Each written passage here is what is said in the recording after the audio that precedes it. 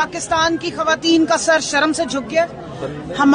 हमें ये बता दिया गया है कि अगर कोई खातून किसी बच्ची की गलत बंदे से शादी हो जाए और वो अल्लाह के हुक्म के मुताबिक उससे तलाक ले लेती है और अल्लाह के ही हुक्म के मुताबिक कहीं निकाह कर लेती है तो अदालतों में उन पे कीचड़ उछाला जाएगा, अदालतों में उन्हें गालियां दी जाएंगी, अदालतों में उनके ऊपर तोहमतें लगाई जाएंगी जिस तोहमत का अल्लाह ने हुक्म दिया है कि तोहमत लगाने वाले को 90 कोड़े मारने चाहिए थे।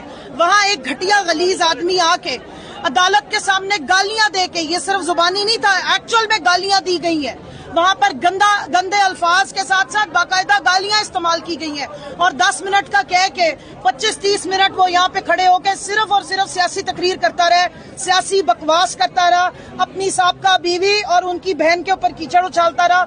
और उसके जवाब में मैं हैरान हूँ कि जज साहब ने फिर ये नहीं कहा कि बुशरा बीबी को भी बुला के सुना जाए। मुझे बताएं, आज 4 महीने हो गए बुशरा बीबी अंदर किस खुशी में बंद है जब केस ही डिसाइडेड नहीं है? क्यों उनको जो है वो पहले सजा दी गई है और इमरान खान को बंद किया गया है? मुझे ये बताएं, इस जैसे बेहुदा आदमी को भी अंदर बंद किया जाए और फिर अगर इन्होंने फैमिली कोर्ट्स में शिफ्ट ही करना है, इसको भी जंजीरों में जकड़ के लाया जाए। सबसे पहले तो तोहमत जनी करने के ऊपर इसके ऊपर केस चलने चाहिए और इसको सजा मिलनी चाहिए इस तरह के फजूल आदमी को। इसको मैं याद करा दूं, इस घटिया गलीज आदमी को, कि इसने अपनी बेटी की दोस्त से शादी की है 19 साल वाली, जिसको आज जो है वो अल्लाह और रसूल याद आ रहे थे। और अपनी बेटियों से जाके पूछे, अपनी 2 बेटियों से पूछे जिन्होंने अपनी माँ की किरदार की कसम खाई है कुरान पाक पे। शर्म से इस बंदे को डूब मरना चाहिए। मैं